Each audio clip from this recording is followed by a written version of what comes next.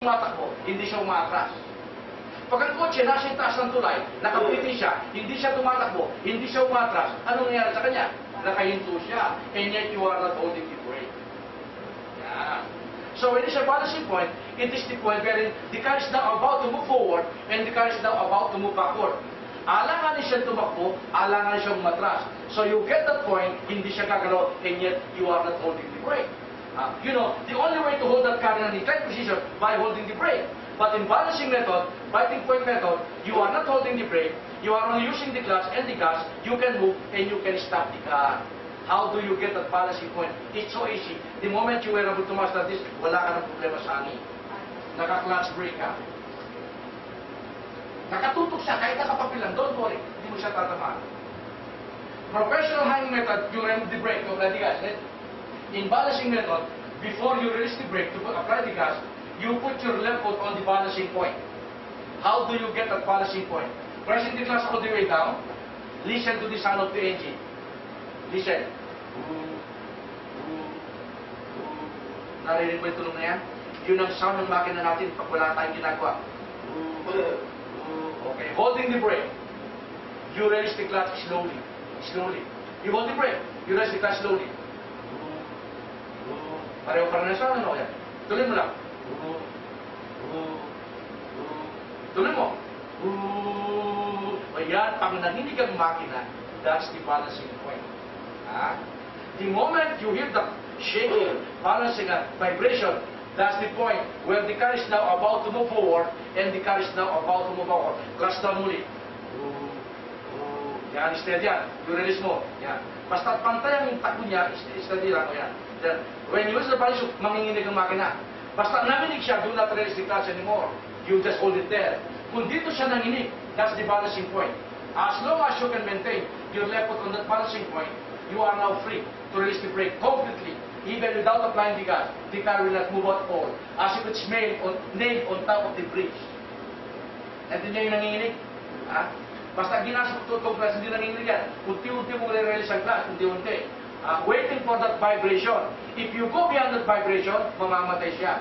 If you don't reach that vibration, aatol siya. But if you maintain your left foot on that vibration, nakabalancing point siya. Hindi siya gagalaw, kahit nakabuhok lang. So, let's say dito ang vibration. You are now free to release the brake completely. Apply gas lightly but steady. Suppose you want to move the car forward, you just release the clutch above balancing point, tatakbo yan. You want to stop, down clutch up to balancing point, iikbo yan. So you can move, you can stop the car by just playing with your clutch pedal up and down like that. You don't apply the brake anymore.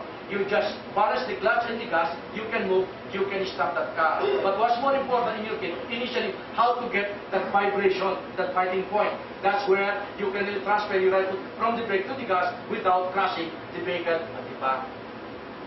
But you cannot do this for long. Because if the traffic is not moving, and your left foot is hung there for 30 minutes, you are riding the clutch. So you will be burning the clutch lining.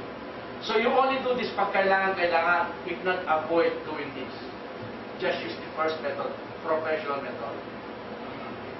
Now next, student method, or common sense method, or handbrake method. Pag natatranta ka na, i-handbrake mo na. Umatras ka. I-handbrake mo. Siyempre, pag in-handbrake mo na, hindi na-atras ka. So you are now free to apply the gasoline pedal, releasing the brake, gas, and then release the clutch slowly, slowly. When you reach that balancing point, when you can feel that the car is now about to move forward, you just release the. But we call that the student method because the handbrake is not really used for hanging.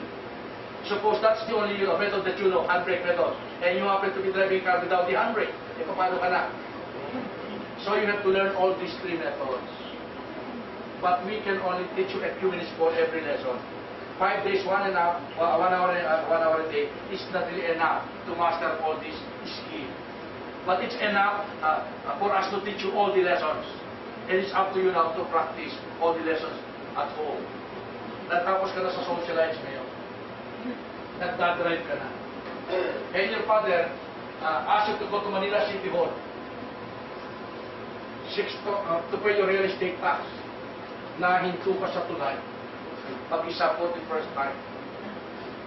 ito lang iniintay ko. Pagkakasubo ka na nito. Lalabas na lahat ang pinag-aralan ko sa socialized nito. Diyos ko, tulungan ko. Di bali, professional method. Umatras. Siyempre, pag ninervis ka, mamamatay. Umatras yung nasa likuran mo. Namatray na naman, atras na. Nung matas ka ng matas, ninervis na siya, bumusin na siya. Huwag kang bukusin. Nagpo-concentrate ako, Diyos ko. Yan, di ba? Balancing method. I have to look for that vibration. But your left is already vibrating like that. Kung ninervis ka na, atras na atras. Yung nasa harapan mo, nasa Makati.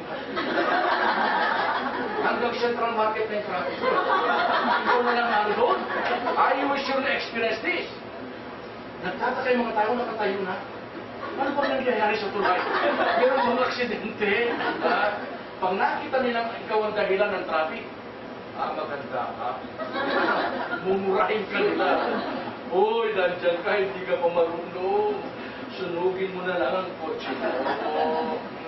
Do not think that because you are a beautiful lady, they will give allowance? No way. You have no right to be there. You obstruct the flow of traffic. You delay everybody. Talagang mumurahin ka. Hindi ka pa marunong. Nandiyan ka. Nakaka-estudyo ka. Tumalong ka na lang sa tulay. Ganyan lahat. Maiyak ka sa kanila. Saan ka ba nag